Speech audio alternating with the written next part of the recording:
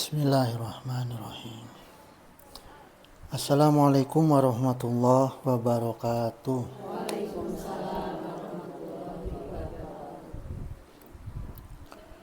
Alhamdulillah ala nikmatil Islam wal iman wal hidayah wa kafa biha ni'matihi. Salawatullah wa salamuhu alaihi wa ala alihi wa ashabihi wa man sara ala nahjihi ila yaumiddin. Amma ba'du, hadratal muhtaramat summa ila hadrati kiram jami' asatiza wal muhtaram ummahatul musallina allazi yahduruna fi hazal masjid fi hazal majlis ta'lim as-saghir hadanallahu wa iyyakum. Ayuhal ummahat, asar sekarang kita mensyarah kitab Sirrul Asrar ya. Nah ini kitabnya Bu. Sengaja saya bawa nih. Ini kitab aslinya Arab Gundul ya. Ini aslinya Bu. Makanya ini saya foto, saya masukin di handphone. Kalau bawa-bawa sakiopan berat ya. Jadi sekarang yang saya coba syarah itu adalah Al-Faslu Hadi Asyara, pasal 11 fi bayani sa'adati wa saqawati ya, tentang bahagia dan derita. Kemudian saya juga untuk kajian sore ini mensyarah kitab Durratun Nasihin. Jadi dalam satu kajian kita dua kitab saya syarah tentang hawa nafsu dan akal ya. Nah, kemudian dari dua kitab yang saya syarah tersebut ya, saya telaah, maka judulnya itu pengaruh hawa nafsu dan akal terhadap bahagia dan deritanya manusia. Bahagia derita ada di sini, nafsu dan syahwat dan akal ada di Durratun Nasihin ya. Nah, ini kupasannya saya bikin dari mulai kulit sampai ke isi ilmu, semua isinya nih Bu ya. Maka perlu lebih fokus ya, nggak kayak uku dulu jangan banyak bercandanya. Ya, pertama gini, hadis riwayat dari Abu Musa wa qala Nabi sallallahu alaihi wasallam mithlu ba'asanillahu bihi minal huda wal ilmi. Jadi Rasulullah itu menceritakan bahwa turunnya petunjuk dan ilmu itu oleh Allah diturunkan kepada Rasulullah SAW ya, kama sali goisil ya, seperti diturunkannya hujan ya, gois itu hujan, kasiri asoba ardon, yang mengguyur bumi gitu, hujan deras ya, yang turun ke bumi gitu. Mata kelamun aya hujan teh orang kudu doa yang sederhana aja, Allahumma shayban nafi'an gitu ya. Fakana minha naqiyatun qabilatul ma'a gitu. Maka dari hujan yang turun dari langit tersebut ya akan jatuh ke tanah. Nah, kemudian ada yang sifat tanahnya itu menjernihkan ya, sebagian ada juga yang bisa menyerap, tanah mengumpulkan air, diserap air itu ke dalam tanah. Fa'an batatil kala awal usbal kasiro, kemudian menumbuhkan rumput dan ilalang yang melimpah. Seperti kebun, sawah itu kan butuh hujan ya. Malah ada sawah yang tada hujan. Fa'an batatil kala'a wa usba kasiro, kemudian menumbuhkan rumput dan ilalang yang melimpah. Wa kanat minha ajadibu amsakatil ma'a gitu.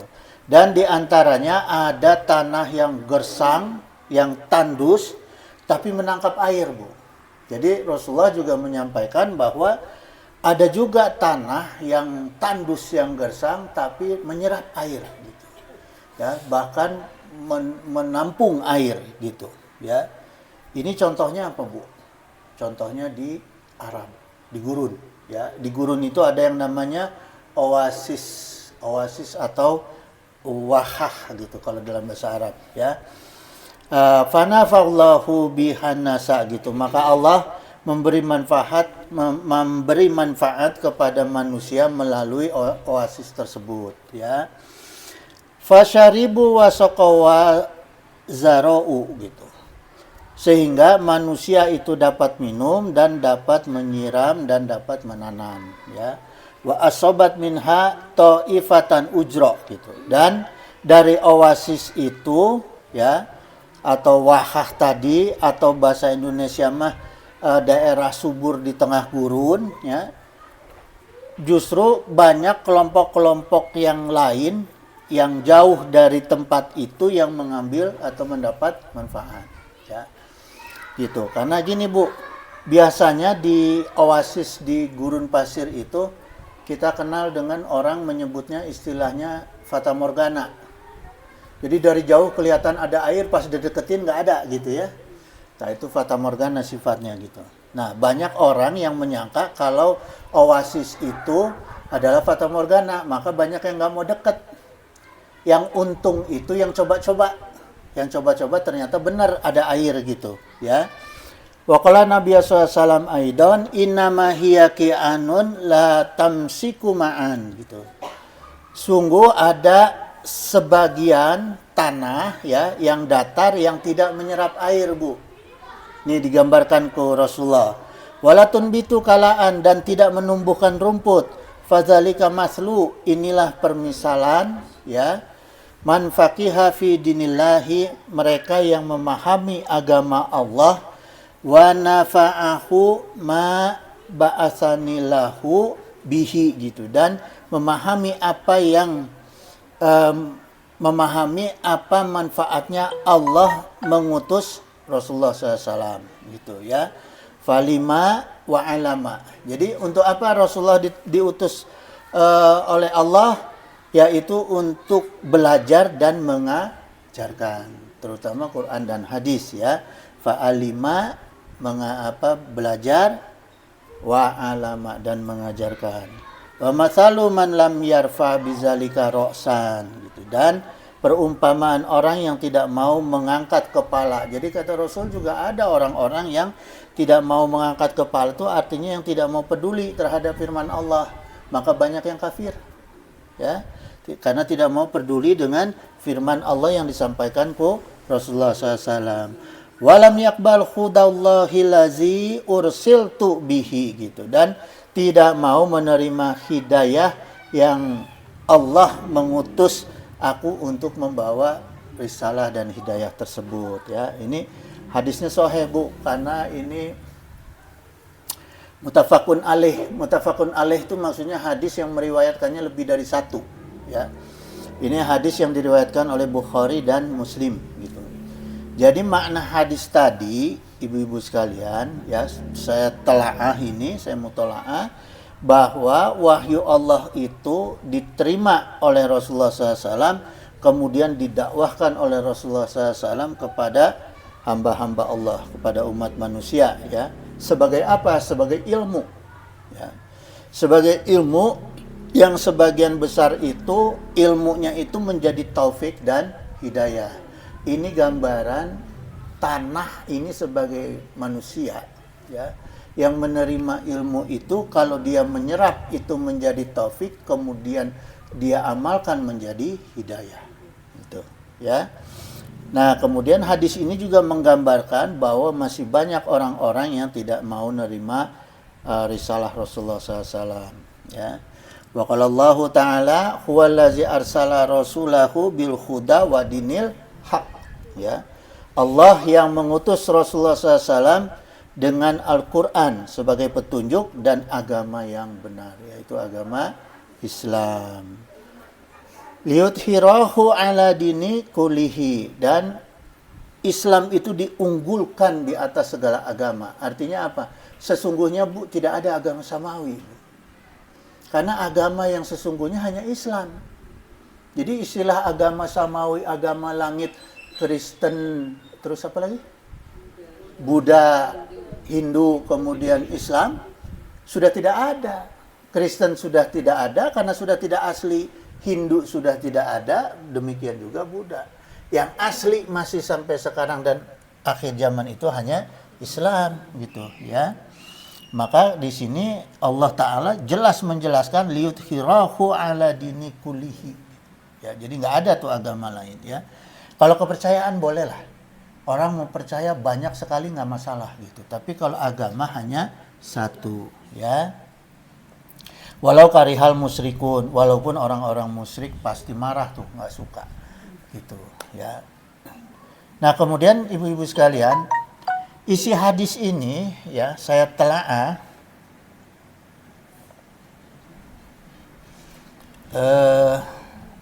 gini ibu-ibu sekalian.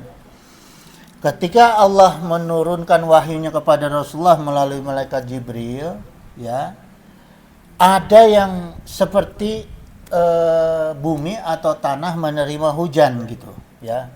Ada manusia yang mengambil manfaat sekalipun kondisinya tidak memungkinkan, ya. Jadi ada orang-orang yang mengambil manfaat wahyu atau risalah Rasulullah SAW, Quran dan hadis, walaupun kondisinya tidak memungkinkan, tapi dia ikut bisa menyebarkan, gitu. Bisa ikut mendakwahkan. Ya, tadi digambarkan dalam hadis tadi ibarat oasis tadi. Ya, ibarat oasis daerah subur yang ada di gurun, gitu, di tengah gurun. Ya, karena banyak orang yang menyangka orang itu oasis. Jadi itu mah cuma fata morgana gitu ya. Jadi ibaratnya gini Bu, ibaratnya Rasulullah ingin menyampaikan ada orang-orang yang sesungguhnya berilmu dan bermanfaat, tapi di tengah lingkungannya sendiri malah orang tidak tahu. Ya. Malah orang tidak tahu karena dianggap sebagai oasis fata morgana gitu ya. Hanya segelintir yang yakin aja yang suka datang ke orang itu gitu, ya. Yang mengambil manfaat, tapi justru malah tadi digambarkan di hadis tadi orang-orang yang di luar kampungnya itu justru lebih banyak yang mengambil manfaat dari orang tersebut. Nah, ya, insya Allah ibu-ibu yang datang ke sini tuh dapat manfaat Bu, gitu, ya. Tapi banyak yang nggak datang kan, gitu, ya. Gitu. Yang kedua gambarannya Bu, ada yang air itu di bumi ini hanya jadi genangan air. Kenapa jadi genangan air tidak terserap ke tanah? Karena tanahnya tertutup oleh kepentingan dunia. Contohnya apa? Tanah yang diaspal. Tanah diaspal, tanah di beton. Itu kan mengaspal tanah itu kepentingannya apa? Dunia. Karena untuk jalan, ya. Maka orang-orang yang ilmunya itu kemudian ditutupi oleh kepentingan dunianya, maka dia akan menjadi becek. Ya, seperti genangan air di atas aspal gitu, ya. Maka ilmunya itu hanya akan jadi tontonan, Bu. Tidak akan menyerap ke dalam jiwa manusia, ya. Maka untuk dirinya sendiri tidak manfaat, apalagi untuk orang lain. Ibu coba, ibu-ibu bisa merasakan lah. Saya sendiri aja suka bisa merasakan kalau mendengar pengawasan-pengawasannya. Ada yang bisa nyerap ke jiwa kita, ke hati kita, ke bawah pulang. Ada yang gar seserian we didinya. Ya, balik-balik teh jamaah jeung kiaina ngan menang sangu unggul. Sam kopi. Ya, ibaratnya genangan air itu paling yang minum naon? Ucing. Ya, manusia nggak akan ngambil manfaat dari genangan air, ya. Gitu kira-kira ibu-ibu. Nah, kemudian ada juga banyak tanah, ya, di hadis ini digambarkan yang tidak bisa menerima air sama sekali. Contohnya naon? Tanah miring di aspal. Kalau tanah miring tidak di aspal masih bisa nyerap air. Tapi ketika tanahnya itu miring di aspal, maka airnya itu jatuh langsung ngagolosor. Kanggo diri sorangan teu bisa nyerap, malah bisa jadi musibah, datangna longsor, datangna banjir, ya. Gitu ibu-ibu. Jadi itu ibaratnya orang yang jiwanya udah tertutup banget sama kepentingan nafsu dunia yang banget, ya. Ditambah otakna miring. Orang yang otakna miring diajak ngaji bisa tuh? Teu bisa. Kalah nu aya ngacak. gitu ya. Gitu ya ibu-ibu sekalian. Nah, sekarang dari hadis tadi ya sebagai mukadimah. Nah, ini saya kembangkan lagi nih, Bu, mutalaahnya ya. Bahwa sesungguhnya yang bisa membuka jiwa dan kalbu manusia ya untuk dia mau menerima ilmu Quran dan hadis dan mau menyerap dan mengamalkan ilmu Quran dan hadis, yaitu yang dibarengi dengan ilham. Ya. Ketika Rasulullah menerima wahyu, pengantarnya siapa, Bu? Malaikat Jibril. Kalau kita mungkin nggak diantar oleh malaikat Jibril? Nggak mungkin. Maka yang mengantarkan ilmu kepada kita dari Allah itu berupa ilham. Ya. Nah, kalau para nabi dan rasul kemudian punya alatnya untuk menerima ilmu dan menyebarkan ilmu, mendakwahkan ilmu itu, alatnya adalah kitab suci, ya, Quran, kemudian Zabur, Taurat. Nah, kalau kita, Ibu, sebagai umat biasa, ya, diantar oleh ilhamku Allah, maka diterima oleh kita menjadi taufik, hidayah, dan ilmu. Gitu, ya. Jadi alatnya kita itu, Bu, taufik, hidayah, dan ilmu. Jadi kalau kita ngaji ini, ibu-ibu sekarang datang ke majelis, kemudian ngaji, pulang membawa bekal ilmu, maka ibu itu datang ke sini dibarengi dengan ilham. Ya. Dibarengi dengan ilham, kemudian di majelis ini ibu-ibu mendapat taufik dan hidayah. Ya. Itulah, Bu. Jadi ilmunya itu nanti akan menjadi tuntunan dan mendorong motivasi yang kuat dan ikhlas. Gitu. Ya. Buktinya apa? Contohnya, para sahabat Rasul, Bu, ketika menerima Islam, kuat nggak imannya? Kuat banget. Sampai suruh perang jihad, digaji. Tentara ayana mah perang digaji. Nah, baheula mah teu aya modal sorangan. Jenderal Sudirman itu untuk berperang itu yang dekat aja nih. Jenderal Sudirman karena ku iman, berperang itu ngajual banda istri. Jenderal Sudirman tuh, Bu, sejarahnya, riwayatnya. Kalau ayeuna mah jenderal-jenderal digaji tuh, digaji. Perang tuh, tuh, magaya we nya. Gitu. Ya. Nah, kemudian ibu-ibu sekalian, gimana cara Allah menanamkan ilham kepada manusia? Ya. Ada ulama yang berkata bahwa ilham itu adalah wahyu kecil, ya. Kalau yang diterima oleh para nabi dan rasul itu adalah wahyu yang sesungguhnya, in huwa illa wahyu yuha, gitu ya. Kalau untuk kita itu adalah berupa ilham, yaitu wahyu kecil. Al ilhamu lugotan, ilham itu secara bahasa adalah ibtala'a wa huwa aidon al jar'u. Itu ilham, ya. Kenapa disebut wahyu kecil? Jadi ilham itu datangnya itu, Bu, seperti orang yang minum obat. Diteguk langsung ditelan.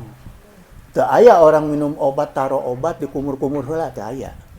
Langsung plak gitu. Eta ilham. Jadi datangna ilmu eta, ilham itu ke Allah tuh langsung menyerap masuk.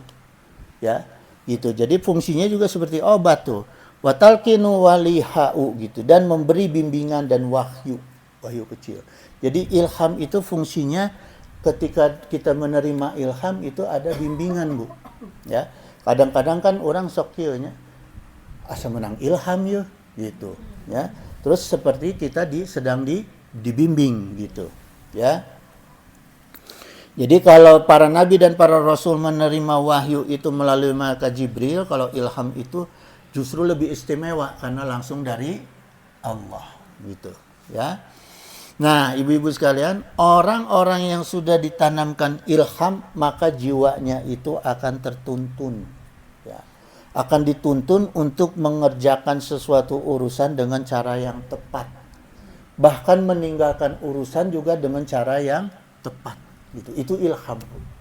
Misalnya ibu reka pasar ya, tiba-tiba aya ilham, terjadi ya. Entah kumaha we eta, pokoknya jalanna ilham teh macam-macam, ya. yang membuat kita itu jadi tertuntun membatalkan atau melanjutkan. Ketika ibu nggak jadi, akhirnya tiba-tiba kalau naik sadona celaka misalnya. Ya, karena ada ilham jadi nggak kebawa celaka. Atau karena nggak jadi ayat tamu mere rezeki bisa gitu, ya. Nah, itu ilham. Jadi artinya mengerjakan sesuatu yang tepat, tuntunan kita untuk mengerjakan sesuatu yang tepat dan meninggalkan sesuatu yang tepat gitu karena Allah gitu, ya. Contohnya Bu, ketika Rasulullah SAW itu bertahanuts ya di gua namanya Gua Hira, ya. Malaikat Jibril kan datang, ya. Iqra, malaikat Jibril itu. Apa dijawab Rasulullah? Ma'ana biqori. Ma'ana biqori itu artinya sungguh, pakai taukid ini. Sungguh saya itu benar-benar tidak bisa membaca gitu, ya. Jadi ditekankan ke Rasulullah, sumpahlah aing mah teu bisa maca gitu, ya. Gitu. Terus dilanjutkan ke malaikat Jibril, Bismi rabbikal ladzi khalaq. Maka bacanya itu dengan menyebut nama Rabb yang menciptakan. Allah bisa menciptakan apa saja, yang buta huruf jadi bisa baca, bisa gitu, ya. Gitu. Maka tiba-tiba Rasulullah mengikuti apa yang dibacakan oleh malaikat Jibril, ya. Rasulullah tungtungnya jadi bisa baca gitu, ya. Terus dijelaskan Bu dalam tafsir Asbabun Al-Qiyamah ayat 16, la tuharik bihi lisanaka lita'jala bihi gitu. Allah peringatkan kepada Rasulullah, jangan kamu gerakan lidah kamu dengan terburu-buru. Lidah terburu-buru maksudnya kumaha Bu? Gemeter. Kalau gemeter kan gitu ya. Gitu, coba ibu sok dirawaskan gitu, dikagetin pasti kan ya. Atau kalau lagi ketakutan kan mesti begitu ya, gitu. Bibirnya pasti nggak bisa diem gitu, ya.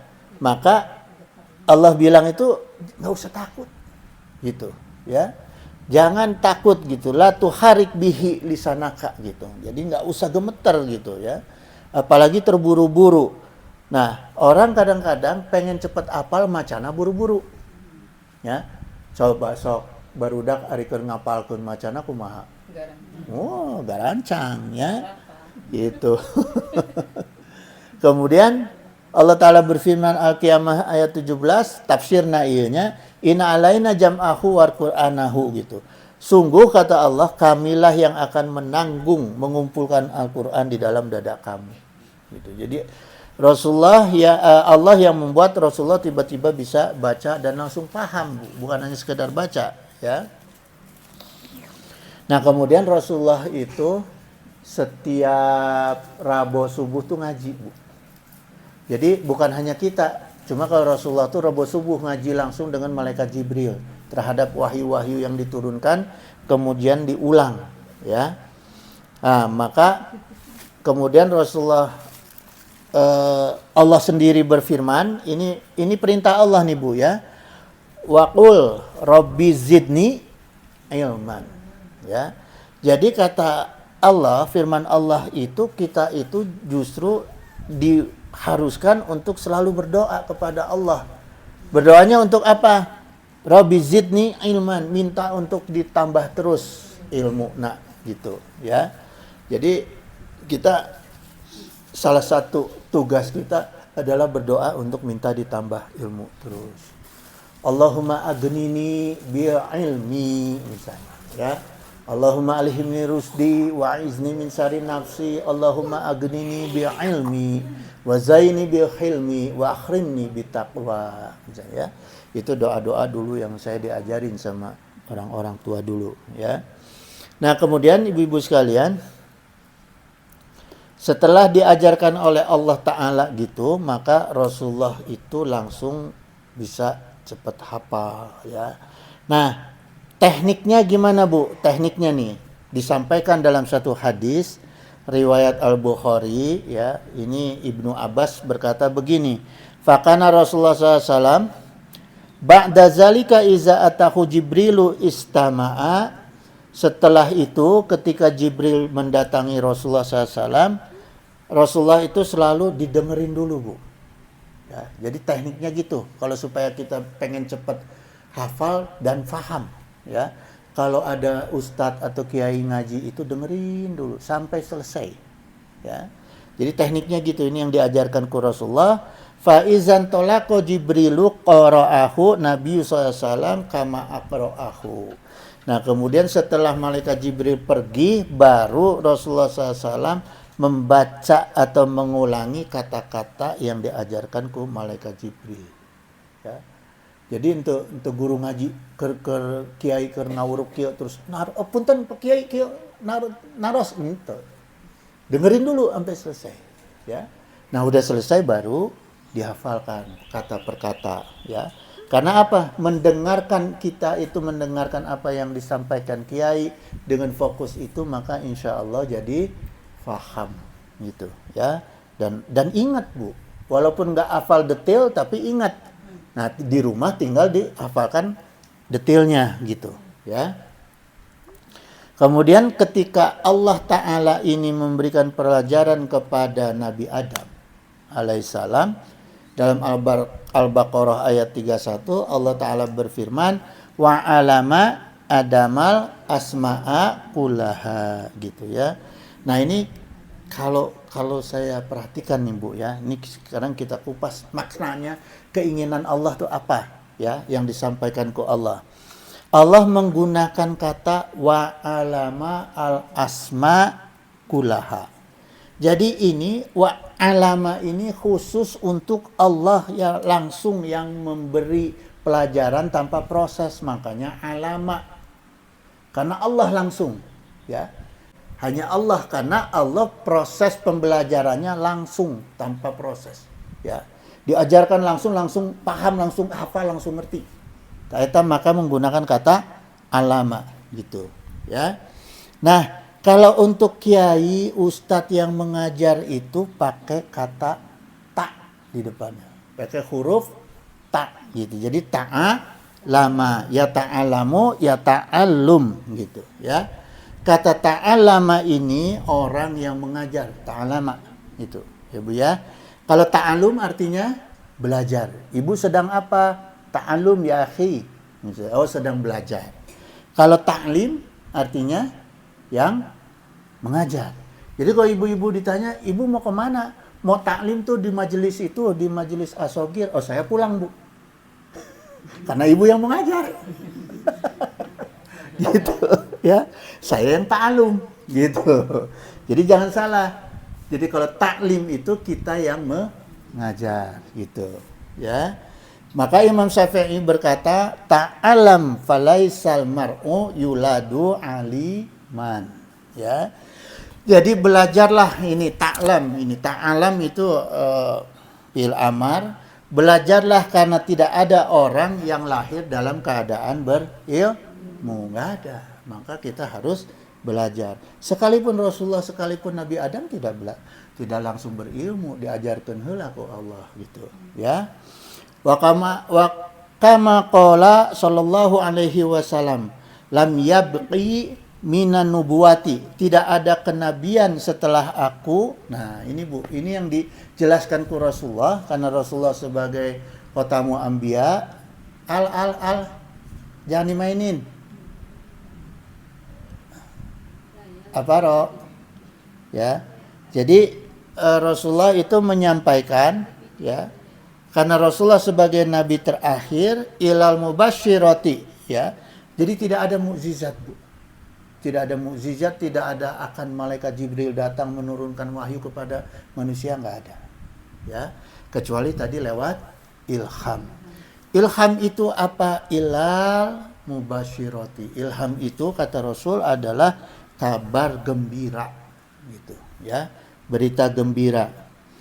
Nah, kemudian ibu-ibu sekalian, biasanya ilham itu, ya, dimudahkan untuk orang-orang yang alim. Orang-orang yang mengajarkan agama Islam, atau orang-orang santri, ya, atau siapapun yang sedang belajar memahami agama Islam. Jadi ibu-ibu kalau bisa cari guru teh yang benar-benar kita teh memang dia juga memang ngajarnya itu dibarengi dengan ilham. Artinya ikhlas, serius, mutolaahnya serius, tidak hanya sekedar baca-baca nyampein sambil ngebaca, tidak menjelaskan, itu tidak ilham. Itu ya. Kemudian kalau kita mendengarkan majelis itu harus juga dengan niat untuk tolabul ilmi, ikhlas karena Allah. Maka insya Allah ibu datang ke majelis oge dibarengi dengan ilham, ya. Itu amin ya Allah ya mujibus sa'ilin. Jadi jangan banyaknya dongeng, jangan. Harus ilmu gitu, ya. Karena nggak akan ada ilham kalau tidak ada ilmu gitu. Dari ilmu naiknya meningkat menjadi taufik dan kemudian menjadi hidayah. Bagaimana ilmu bisa menyerap di dalam jiwa kita dan di otak kita kalau dibarengi dengan taufik? Bagaimana ilmu itu bisa diamalkan kalau kita menerima hidayah gitu, ya. Nah, ilham itu bisa macam-macam. Dulu saya pernah gini, ya, dongkapna ilham. Saya pernah diminta satu waktu di satu pengajian untuk pertemuan berikut ini mengupas masalah hukum-hukum tentang masjid. Saya bingung nyari kitab kemana gitunya, nyari di Google untuk kapendak gitu. Waktu itu saya istirahat sholat di Masjid Juanda Bogor tabunya. Masjid Juanda Bogor. Pas di depan masjid itu ada orang yang biasa kan jualan peci, jualan buku-buku agama, ya. Efek teh anu didirikan kieu teh, ya. Itu kitabnya judulnya Risalatul Amajid fi Hukmil Masajid. Oh iya kurang teh. Ya, ini nih kitab yang mengupas masalah hukum-hukum perkara di masjid gitu. Maka langsung saya beli itu, Bu. Ya.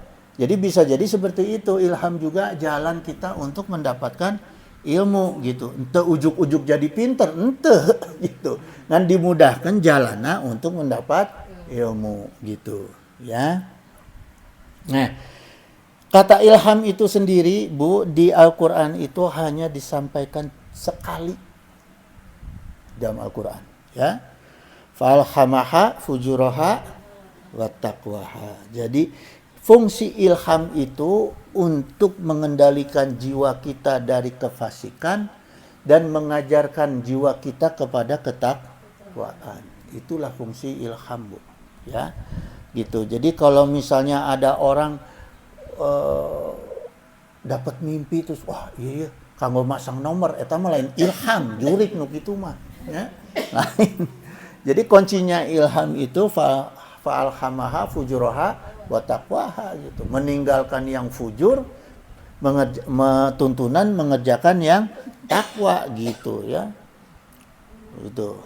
Wah, menang ilham ya orang supaya nyandung. Lain. Gitu. Lama-lama saya bisa dimusuhin bapak-bapak nih.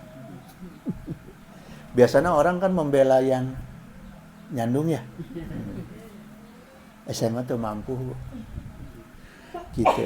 Jadi orang yang takwa yang Allah jamin mudah untuk faham dalam masalah agama Islam, ya, maka akan dibuka dunianya dan dibuka akhiratnya, ya.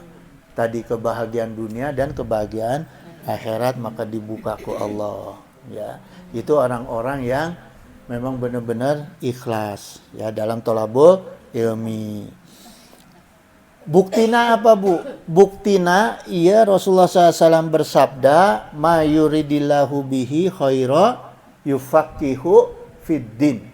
Siapa yang Allah inginkan kebaikan pada dirinya, maka Allah akan jadikan dia faham dina masalah agama. Maka kudu ngaji, ya. Kudu ngaji, kudu paham ke masalah agama gitu, ya. Maka faham agama itu memerlukan akal dan bimbingan ilham.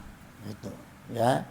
Nah, sekarang yang berikutnya, Bu, yang disebut wahyu kecil itu adalah taufik. Tadi ilham, sekarang alatnya.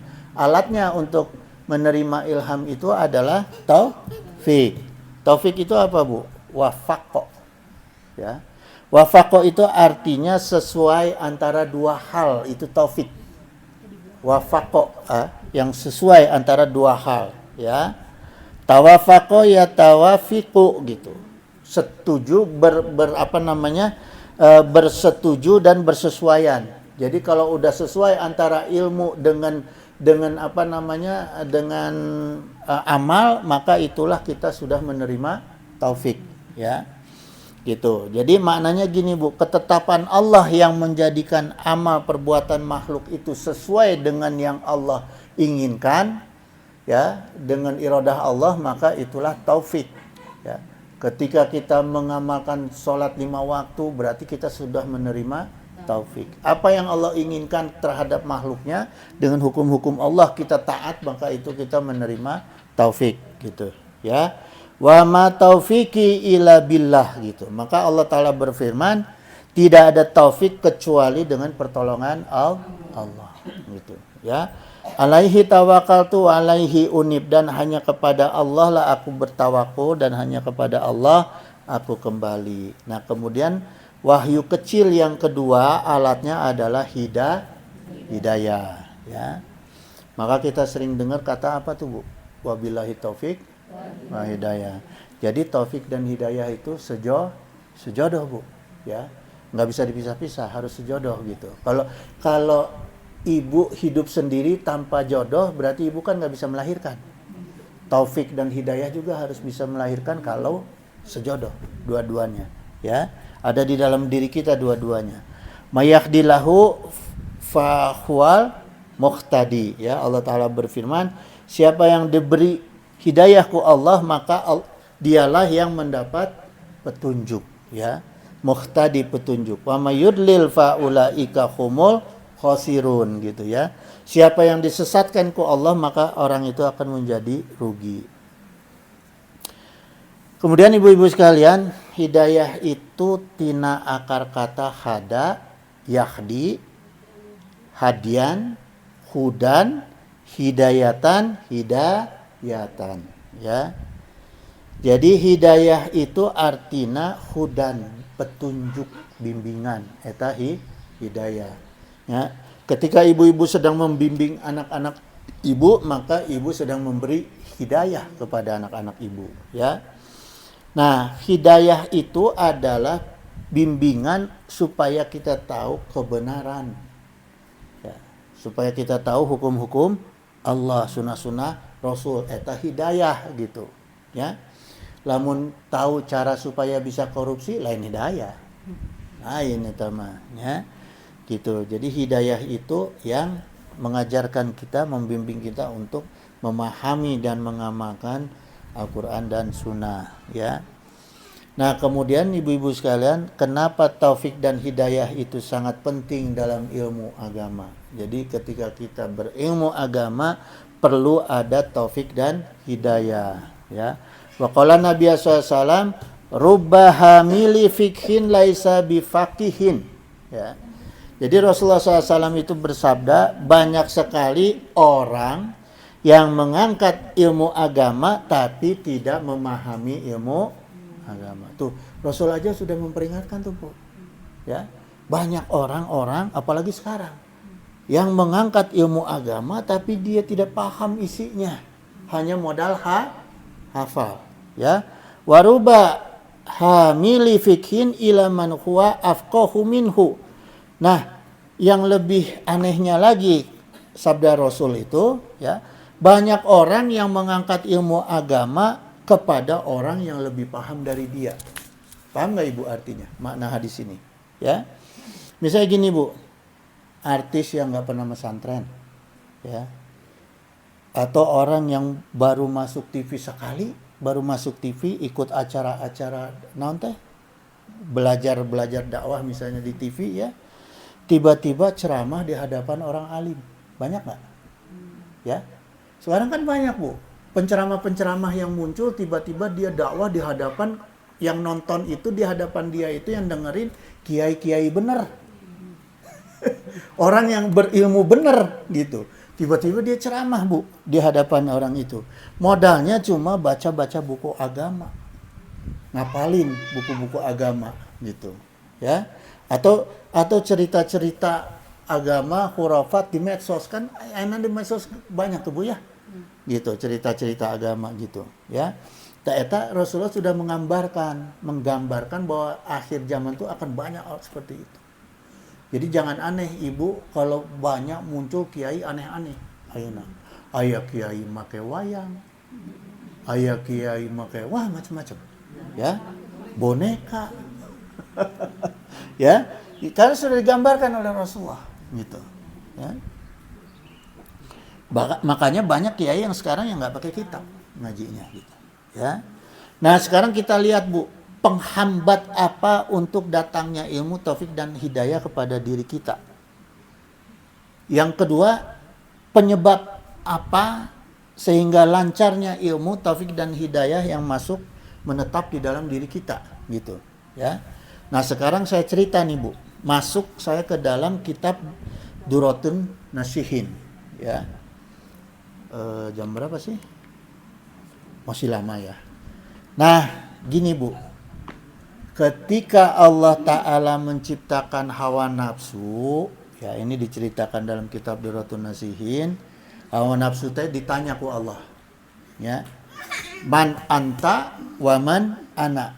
Hawa nafsu ditaruh tuh, siapa kamu, siapa aku, ya. Dijawabna naon ku hawa nafsu, anta takunu anta wa ana takunu ana. Cek hawa nafsu teh, ya. Ini keluar nih, Bu, sifat setannya hawa nafsu tuh, menyepelekan Allah. Hawa nafsu tehnya, engkau adalah engkau dan aku adalah aku, cek hawa nafsu teh. Gaya ngajawabna, lo gue. Cek bahasa Betawi nya gitu. Ke Allah teh gitu, Bu. Nyepelekan Allah. Sarua teh jeung urang sok nyepelekan Allah sarua teh. Sami, lamun naon sok ngahirkeun waktu sami. Nyepelekan. Ya. Itu.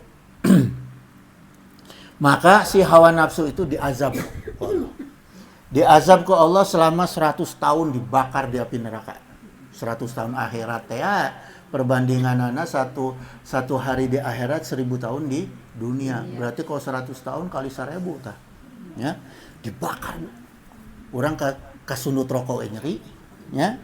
Setelah dihukum 100 tahun di neraka, diangkat dari ku Allah, ditanya deui teh hawa nafsu tah. Sebelum dimasukin ke diri kita nih, Bu. Hawa nafsu ditanya lagi ke Allah. Man anta wa man ana? Siapa engkau dan siapa aku? Ya. Kemudian dijawab ku hawa nafsu teh, ana rabbuka. Ya. Wa anta ibadi. Lebih gelo deui. Saya Tuhan kamu adalah hamba aku. Tah hawa nafsu, Bu. Ya. Leuwih ngajago dihukum teh. Matak naon ayeuna? Loba jelema anu di penjara keluar tambah pinter. Jahatna. Karena aya hawa nafsu. Ya. Geus ti dituna aya hawa nafsu ya. Tah. Terus tambah gawat deui keluar sifat sombongna iblis di hawa nafsu. Jadi hawa nafsu kita salah satunya adalah membawa sifat sombong. Ya. Tah, kemudian dihukum, Bu. Dihukum deui ku Allah. Naon cara menghukumnya Allah teh? Diasupkeun ka neraka selama 100 tahun ente dibakar. Tapi ente diberi minum, enggak dikasih minum, enggak dikasih makan. Begitu di 100 tahun diangkat lagi ke hadapan Allah, dipanggil, sesudah dihukum enggak dikasih makan, enggak dikasih minum, ditanya lagi ke Allah, man anta wa ma ana. Dijawab ku hawa nafsu, anta robbi wa ana abduka. Baru ngaku. Baru benar tuh hawa nafsu. Hawa nafsu jawab, engkaulah Rob aku dan aku adalah hambamu. Jadi dari riwayat ini cara yang paling efektif dan efisien untuk mengendalikan hawa nafsu adalah puasa. Lamun aya budak orang bedegong teu bisa diatur, teu bisa diurus, ulah dihukum. Sina puasa. Karena hawa nafsunya sedang menguasai dirinya. Itu, ya. Ini yang diajarkan ku Allah, cara mengendalikan hawa nafsu kita, ya. Nah, kemudian dari hawa nafsu yang merdeka di dalam diri manusia itu Ti riwayat ieu banyak melahirkan dawa fi'ul kibri gitu. Penyakit sombong yang berakibat manusia itu jadi melampaui batas eta hawa nafsu, Bu. Namun orang teu bisa ngontrol hawa nafsu, maka dawa ifu kibri. Ya. Gitu, maka tinggilah kesombongan kita. Ya, semakin kuat kesombongan kita. Maka Allah Ta'ala mengingatkan, kalla inal insana layadgha gitu. Sungguh manusia itu benar-benar melampaui batas. Nah, kalau kita telaah, Bu, kebanyakan orang melampaui batas itu ayatina tilu perkara. Kahiji karena merasa berlebihan harta. Eta jadi sombong, ya. Kedua karena merasa lebih dina masalah ilmu, jadi sombong. Anu katilu dina karena ngaraos mulia dina perkara nasab. Aing cucuna Wali Songo, aing cucuna Rasul, ya. Pokoknya ngerasa nasabna mulia. Tah eta. Jalanna teh kieu, Bu, beda orang yang merasa nasabnya mulia mah jalannya gini tuh. Tangannya sudah dicium tangan. Ya. Gitu. Bahaya we, make cincin we gitu, akik. Ya. Wa qala Allah Ta'ala dalam surat Al-Alaq ayat 7, an ra'ahu stagna gitu, karena dia melihat dirinya itu lebih dari orang yang lain. Tak eta dijelaskan ku Allah. Orang-orang yang tinggi sombongnya itu karena merasa lebih dari orang lain gitu, ya.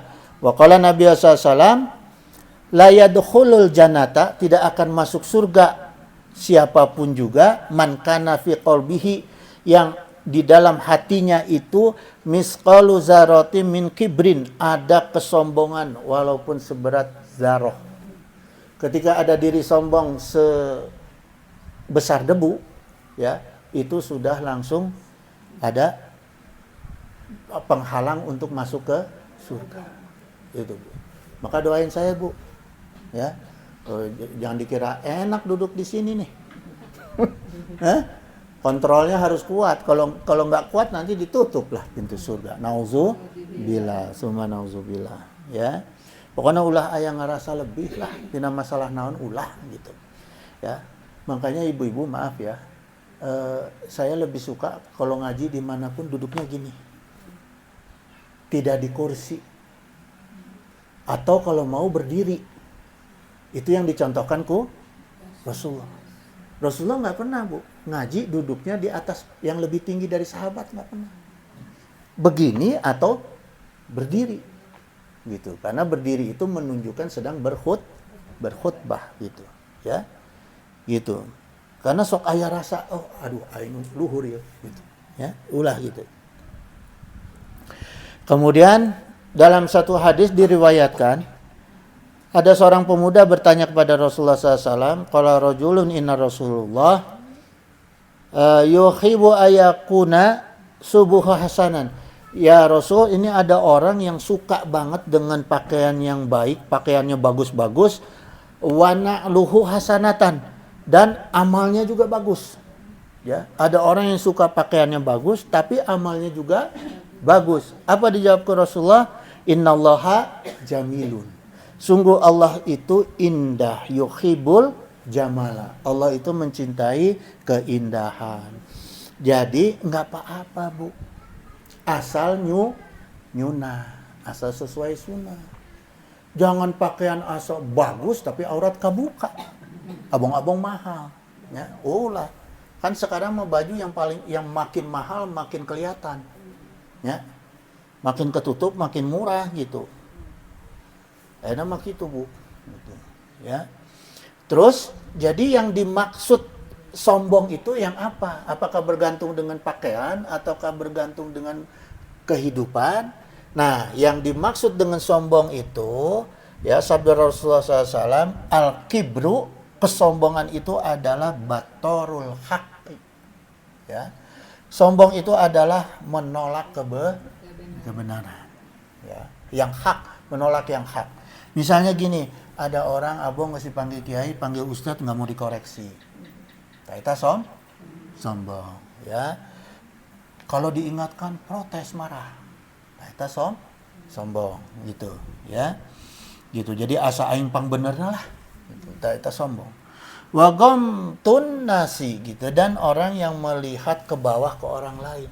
Jadi asa orang lain teh batur teh di bawah urang we gitu ya.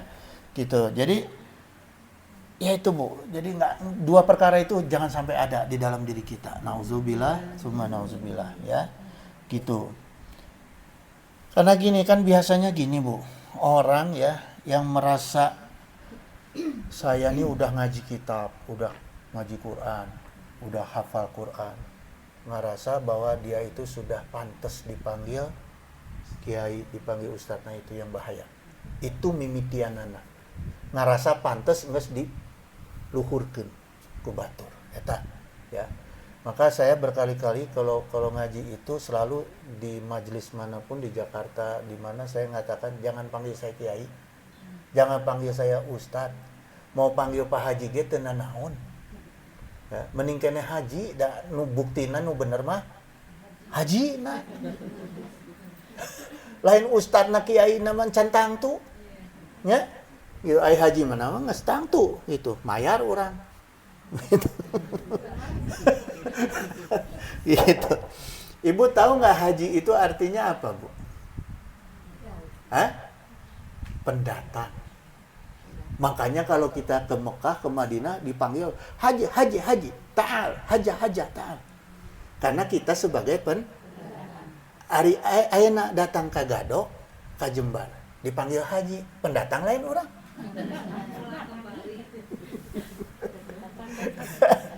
Gitu ya. Matak sok anehnya. Nggak apa-apa lah, udah jadi budaya itu. Gitu. Ya, gitu.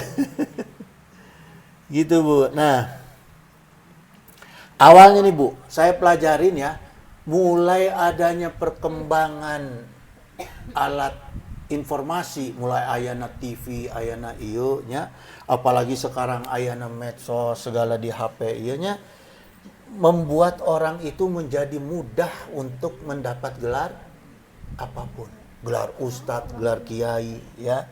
Sekarang gini Bu, ini punten-punten ya, orang ngajar Iqra dipanggilnya naon? Ustadz atau ustazah? Kalau ngajar di SD Impres normalnya dipanggilnya gurunya, tapi lamun di Iqra pasti ustazah atau ustadz ya. Naon artina ustad? Nah, tina bahasa mana ustad eta? Ayo. Ustad itu atau ustazah asal bahasanya bahasa apa? Coba. Kira-kira ada yang tahu? Bahasa Persia. Awestad.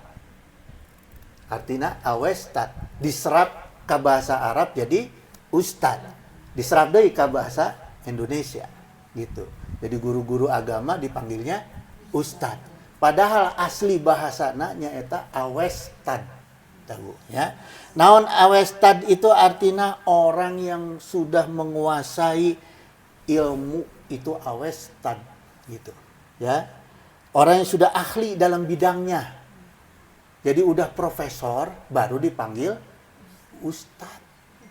Awestad, nama Iqra ustad. Coba Ibu lihat tuh di Madinah, Universitas Madinah, Ummul Qura, Al-Azhar, yang dipanggil ustad tuh yang gimana Bu? Yang udah profesor. Itu dipanggilnya ustad gitu, ya. Nah, sekarang gelar kiai itu khusus untuk orang-orang dulu nih, zaman dulu ya. Zaman dulu di pesantren-pesantren itu dipanggil kiai kalau seorang orang itu sudah mumpuni dalam masalah agama dan sudah punya kemampuan mengayomi masyarakat, masa umat, maka itu disebut kiai. Apakah sekarang ulama dulu seperti Aang Baden dipanggilnya Kiai Baden, Kiai Nuh? Enggak. Panggilnya Mama Nuh aja. Sebagai yang dituakan. Mama Baden, wajar. Ay nama kan hoyongnya dipanggil Kiai. Padahal kemampuan mengayomi umatnya udah cukup belum? Belum. Ya, gitu. Modalnya hafal. Gitu ya. Gitu, Bu. Nah, sekarang untuk gelar ulama. Gelar ulama yang sesungguhnya itu ulama yang sudah orang-orang yang sudah menjadi pakar dalam satu ilmu. Itu disebut ulama. Udah pakar, Bu. Seperti apa? Ulama hadis, orang yang udah pakar hadis. Orang-orang yang sudah pakar ilmu dalam keilmuan itu disebut ulama, Bu. Ada ulama hadis, ulama fikih, ulama tasawuf, berarti sudah pakar keilmuannya, ya. Maka ada mahfudat utlubul ilma minal mahdi ilal lahdi. Tuntut ilmu dari apa? Mahdi itu apa tuh? Buayan gitunya, eong-eongan lahnya sampai ke liang lahat. Kemudian, Bu, nah ini implementasinya dari kewajiban kita menuntut ilmu, ya. Bentuk wujudnya yang harus kita penuhi dalam menuntut ilmu itu, ya. Wa qala Nabi SAW, dijelaskan ke Rasulullah SAW, pertama nih, Bu, ada 4, ya. Pertama, kun aliman. Ya, kun aliman tuh jadilah orang yang mengajarkan ilmu atau jadilah guru yang mengajarkan ilmu. Au muta'aliman, jadilah orang-orang yang kedua nih, orang-orang yang belajar ilmu, ya. Gitu. Yang ketiga, au mustami'an, jadilah orang-orang yang mendengarkan majelis ilmu. Ibu-ibu ini disebut mustami'an. Sudah memenuhi kewajiban dalam menuntut ilmu, ya. Yang keempat, au muhibban, atau orang-orang yang mencintai orang-orang yang berilmu, yang menuntut ilmu. Nah, itu muhibban. Jadi 4 perkara inilah ibu-ibu menjadi yang 4 ini salah satunya pun sudah memenuhi kewajiban dalam menuntut ilmu, ya. Walatakun, tapi jangan jadi yang khomisan, jangan jadi yang kelima. Kalau jadi orang yang kelima tuh artinya yang enggak ngambil di 4-4-nya, enggak. Jadi guru ente, jadi murid ente, mahabah ente, mustami ente. Nah, eta disebutna ya fatahlika, kata Rasulullah, ya. Maka orang ini orang yang akan rusak dunia akhiratnya, gitu, ya. Jadi ibu-ibu sekalian. Nah, kemudian ibu-ibu sekalian, akhirnya jam berapa ya? Sedikit lagi ya. Nah, ini saya karena tadi belum saya sampaikan nih masalah ketika Allah menciptakan akal. Ketika Allah menciptakan akal, sama seperti menciptakan hawa nafsu, akal juga ditanya ke Allah, ya. Man ana wa man anta, siapa aku dan siapa kamu. Akal tuh langsung ngejawab, Bu, anta Robbi wa ana abduka. Engkau adalah Rabb aku dan aku adalah hambamu. Wa ana khadimukal dhaif, dan aku adalah hambamu yang lemah. Nah, itu akal, ya. Maka Allah berfirman, wahai akal, analam asna ayu syai'in, ya. Akal, aku tidak akan menciptakan makhluk alaminka yang lebih tinggi daripada engkau. Jadi setinggi-tingginya makhluk yang Allah ciptakan bukan malaikat, tapi akal, ya. Gitu. Maka manusia itu kalau mau tinggi derajatnya, mau tinggi kedudukannya harus menggunakan akal, gitu. Akal itu apa, Bu? Al-aqlu, asal katanya. Aqlu itu masdar dari aqala yaqilu aqlan, artinya paham, mengerti dan memikirkan, gitu, ya. Gitu. Akal itu an-nuha, akal itu seakar dengan kata yanha. Akal itu fungsinya adalah melarang. Jadi kita dengan akal kita harus mampu melarang perkara-perkara yang dilarang ke Allah, gitu. Kemudian fungsi akal apa aja, Bu? Al-aqlu al-wazi, gitu. Jadi al-aqlu al-wazi, akal itu sebagai pendorong. Akal itu harus bisa mendorong ilmu pengetahuan, hafalan, pelajaran agama jadi pemahaman dan diamalkan secara kafah. Itu orang yang berakal, ya. Akal itu juga mendorong orang untuk mau menuntut ilmu secara ikhlas. Itu akal gunanya. Al-aqlu, yang kedua fungsi akal itu al-aqlu al-mudrik, akal sebagai penjangkau ilmu. Ku akalah ilmu itu bisa diambil sama kita. Gitu. Sebab kalau tanpa akal ilmu teh suka gampang lupa. Tak eta berarti orang belajar tidak pakai akal. Itu aja introspeksinya, Bu. Kalau pulang dari majelis lupa, datang ke majelisnya tadi untuk mawa akal. Ya. Itu, ya. Itu. Cuma caranya tadi dengerin dulu semua, ya. Nah, apa bedanya akal dengan otak, Bu? Nah, apa bedanya? Enakan mana akal sama otak? Enakan otak. Saya dia resep otak sapi digulai. Ya, otak teh bahasa Arabna al-muh. Jadi kalau kamu nggak punya otak itu bukan berarti nggak punya akal. Kalau otak itu al-muh gitu. Kalau akal itu al-aqlu. Maka ingkana laka aklun falaka fadlun. Ketika kamu menggunakan akal kamu, maka kamu menjadi orang yang utama. Dan fungsi akal yang ketiga adalah robato, mengikat. Jadi ilmu-ilmu yang diikatku di dalam diri kita, mulai dari indera sampai ke ujung kaki kita, itu karena akal. Karena kalau otak nggak mungkin. Ya. Contohnya gimana, Bu? Kalau kita akal itu kan mendorong kita ketakwaan kan? Ya.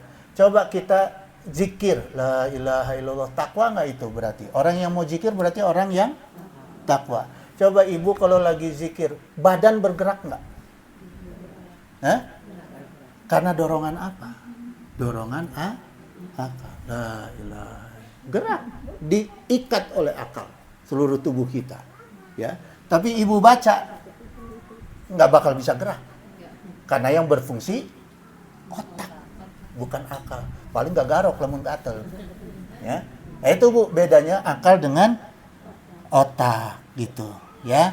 Itu ibu-ibu sekalian, insya Allah minggu-minggu pertemuan-pertemuan berikut kita masih ngupas masalah kitab ini. Saya nanti pertemuan berikut saya akan kupas nih pasal 12 mengenai mimpi, mengenai ngantuk, tidur dan mimpi. Ini perlu supaya ibu jangan terkecoh oleh mimpi, ya. Wallahu waliyut taufiq wasadat. Al-huda wal ma'rifah innahu samiun qaribun mujibu da'wat wa yaqdi hajat. Subhanaka Allahumma wa bihamdika asyhadu an la ilaha illa anta astaghfiruka wa atubu ilaik. Wallahul muwaffiq ila aqwamit thoriq. Wassalamualaikum warahmatullahi wabarakatuh.